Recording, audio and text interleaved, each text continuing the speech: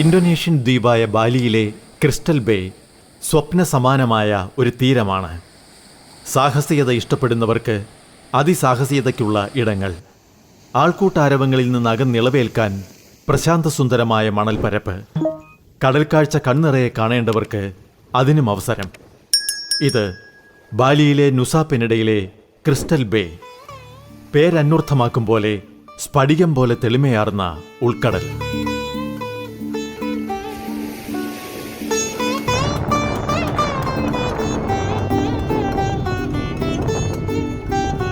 ബാലിയിലെ കുസംബ തുറമുഖത്ത് നിന്ന് 20 മിനിറ്റ് കൊണ്ടും സനൂറിൽ നിന്ന് 40 മിനിറ്റ് കൊണ്ടും ബാദും കടലിടുക്കിലൂടെ പെനിഡയിലെത്താം.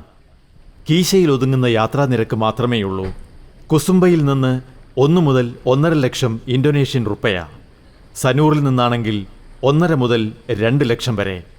ലക്ഷങ്ങളെന്ന് കേട്ട് ഞെട്ടരുത്. 1 ലക്ഷം ഇന്തോനേഷ്യൻ റുപ്പയ വെറും 530 ഇന്ത്യൻ രൂപയ്ക്ക് തുല്യമാണ്.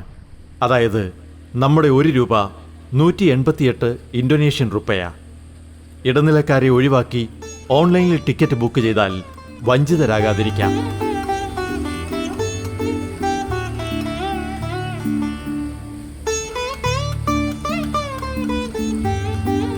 ബാലിയിൽ നിന്ന് നുസാ പെനിഡയെ ബാദും കടലിടുക്ക് വേർതിരിക്കുന്നു.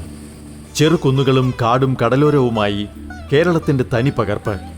കാലാവസ്ഥയും ഇവിടുത്തേതുപോലെ തന്നെ.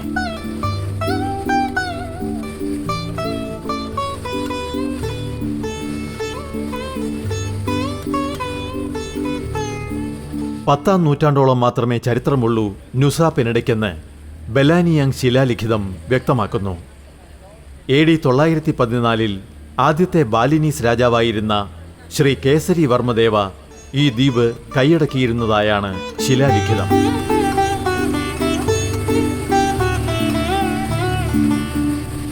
നുസാ പെനിഡയിൽ തൊയാ പഗേഹ് വില്ലേജിലെ പീലബിയോഹ തുറമുഖത്താണ് ബോട്ട് ഇറങ്ങുന്നത്. ദ്വീപിലെ ദേശീയ വാഹനം സ്കൂട്ടറാണെന്ന് തോന്നും അതിൻ്റെ നീണ്ട നിര കണ്ടാൽ. ചുരുങ്ങിയ വാടകയ്ക്ക് ലഭിക്കുന്ന ഇരുചക്ര വാഹനമാണ് ദ്വീപ് പര്യവേക്ഷണത്തിന് ഏറ്റവും അനുയോജ്യം. മറ്റു വാഹനങ്ങളുമുണ്ട്.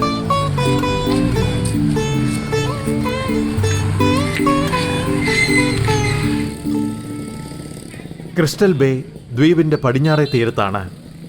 വിനോദസഞ്ചാരം മുഖ്യ വരുമാന മാർഗമായ ബാലിയിൽ റോഡുകൾ, താമസ സൗകര്യങ്ങൾ, ഭക്ഷണം എന്നിവയെല്ലാം യാത്രികർക്കായി ഒരുക്കി വച്ചിരിക്കുന്നു. സമൃദ്ധമായ പച്ചപ്പുള്ള നാട്ടുപാതയിലൂടെയുള്ള യാത്ര കേരളത്തിലെ ഏത് തീരദേശ ഡ്രൈവിനെയും ഓർമ്മിപ്പിക്കും. ചെറുവൃക്ഷങ്ങൾ നിറഞ്ഞ കാട്ടിലൂടെയുള്ള യാത്രക്കിടയിൽ ഹോളിവുഡ് ചിത്രങ്ങളിലെ CIA ഏജന്റിനെ പോലെ കാവൽക്കാരുമുണ്ട്.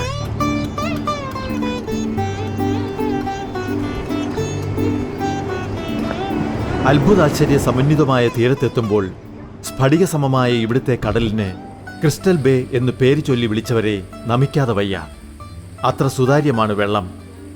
കണ്ണാടി തോൽക്കുന്ന വെള്ളം മാത്രമല്ല, തീരത്തെ പഞ്ചാരമണലും കടൽ ജീവികളും എല്ലാം ചേരുമ്പോൾ ക്രിസ്റ്റൽ ബേ സഞ്ചാരികളുടെ പ്രിയ തീരമായി മാറുന്നു.